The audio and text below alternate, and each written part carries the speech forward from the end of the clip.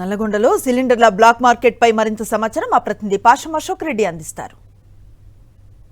Iran, Israel, America యుద్ధం కారణంగా gas సరఫరాలో ఆటంకాలు ఏర్పడుతున్నటువంటి నేపథ్యంలోనే వినియోగదారులు తీవ్ర ఇబ్బందులు ఎదుర్కొంటున్నారు. ఒకవైపు సిలిండర్లతోటి ఏజెన్సీల వద్దకు వెళ్ళి కూడా బారులు తీరి ఉదయం నుంచి కూడా పడిగాపులు కాస్తున్నటువంటి పరిస్థితి ఒకవైపు చూస్తుంటే మరొక వైపు మాత్రం యథేచ్ఛగా డొమెస్టిక్ సిలిండర్లు బ్లాక్ మార్కెట్కు తరలుతున్నాయి.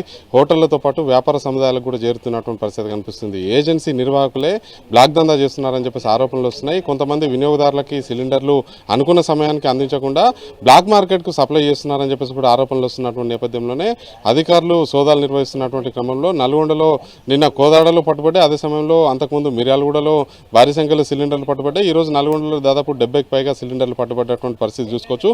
ఒక సిలిండర్ వినియోగదారునికి ఇవ్వాలంటే నానా ఇబ్బందులు పెడుతున్నటువంటి ఏజెన్సీ నిర్వాహకులకు సంబంధించి మరి 70 సిలిండర్లు అంటే దొరికినాయి 70, దొరకని ఎన్ని ఉన్నాయి అనేది కూడా ఒకసారి ఆలోచన చేయాల్సినటువంటి పరిస్థితి. ఈ సిలిండర్లు ఎక్కడి నుంచి పోతున్నాయి, ఎవరి పేరు మీద సిలిండర్లు బుక్ అవుతున్నాయి, అసలు ఈ సిలిండర్ల బ్లాక్ దందా చేస్తున్నటువంటి వ్యక్తులు ఎవరు అనేది కూడా అధికారులు క్షేత్రస్థాయిలో పూర్తిస్థాయిలో విచారణ చేయాల్సినటువంటి అవసరం ఉంది. ఎందుకంటే ఒక్కొక్క సిలిండర్కి 1500, 2000, 2500 కోదాడ లాంటి ప్రాంతాల్లో దాదాపు 2800 రూపాయలు పెడితే ఒక సిలిండర్ వస్తున్నది అని చెప్పేసి కూడా అక్కడి నుంచి మనకు సమాచారం అందుతున్నటువంటి నేపథ్యంలోనే అసలు ఈ బ్లాక్ మార్కెట్ చేస్తున్నటువంటి వ్యక్తులు ఎవరు అనేది కూడా పూర్తి స్థాయిలో విచారణ చేయాల్సినటువంటి అవసరం ఉంది. ఏదో తూతు మంత్రంగా 10-20 సిలిండర్లు పట్టుకొని చేతులు దులుపుకోవడం కాదు. అసలు వినియోగదారులకు ఇబ్బంది ఎక్కడ కలుగుతుంది, బ్లాక్ మార్కెట్ సంబంధించి ఏజెన్సీ నిర్వాహకుల పాత్ర ఉందని చెప్పేసి ఆరోపణలు వస్తున్నటువంటి నేపథ్యంలోనే ఏజెన్సీ నిర్వాహకులతోటి ఖచ్చితంగా మాట్లాడాల్సినటువంటి అవసరం ఉంది. ప్రస్తుతం మనతో పాటు సోదాలు చేసినటువంటి అధికారులు చెప్పండి, ఈ సిలిండర్లను ఎక్కడి నుంచి వస్తున్నాయండి? ఈరోజు నల్గొండలో టిఫిన్ సెంటర్లు ప్లస్ హోటల్స్లో ఈ డొమెస్టిక్ సిలిండర్లు వాడుతున్నట్టు గుర్తించడం జరిగింది. అయితే పౌర సరఫరాల శాఖ కమిషనరు మరియు జిల్లా కలెక్టర్ గారి ఆదేశాల మేరకు ఎక్కడైతే హోటల్స్లో ఈ డొమెస్టిక్ సిలిండర్ వాడుతారో వాటిని సీజ్ చేయడం జరిగింది. అంటే మామూలుగా ఇప్పుడు సిలిండర్లు పట్టుబడుతున్నాయని చెప్పేసి అంటున్నారు, ఎట్లాంటి కేసులు నమోదు చేస్తున్నారు?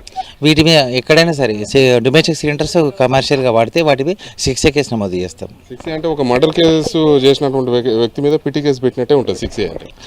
ఇప్పుడు యాజ్ పర్ చట్టంలో ఉన్న రూల్ పొజిషన్ ప్రకారం కూడా సిలిండర్ కమర్షియల్స్గా డొమెస్టిక్ సిలిండర్ వాడితే మేము బుక్ చేసే 6A కేసే. అంటే ఎట్లా పోతున్నాయి పక్కకి, ఏజెన్సీల త్రూనే పోతున్నాయని చెప్పేసి అంటున్నారు. ఏజెన్సీ మీద ఎందుకు కఠినంగా వ్యవహరించట్లేదు?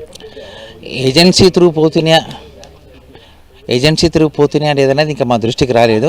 కాకపోతే కొంతమంది ఏం చేస్తారంటే వాళ్ళ ఇంట్లో వాడే సిలిండర్ని హోటల్లో వాడుతున్నారని తెలిసింది. ఆ మేరకు వాళ్ళకు కూడా హెచ్చరించడం జారీ చేయడం జరిగింది. ఎందుకంటే ఇంట్లో వాడడానికి తీసుకెళ్ళిన సిలిండర్ ఇంట్లోనే వాడాలి, హోటల్లో వాడొద్దు, హోటల్కి ఇవ్వద్దు అని చెప్పి వాళ్ళకి హెచ్చరించడం కూడా జరిగింది. ఇది ఏజెన్సీ త్రూ పోతున్నాయి, వినియోగదారుడు అమ్ముకుంటున్నారు అంటున్నారా మీరు? అదే ఈరోజు జరిగిన మాకు తనిఖీలో చెప్పడం ఏంటంటే సార్ ఇది మేము ఇంట్లోనే వాడుతున్నాం, ఇంట్లో తీసుకొచ్చి హోటల్లో పెట్టుకుంటామని చెప్పడం జరిగింది. ఏజెన్సీల నుంచి బ్లాక్ మార్కెట్ తరట్లేదని చెప్పేసి సివిల్ సప్లై డిపార్ట్మెంట్ సంబంధించినటువంటి అధికారులు చెప్తున్నారు.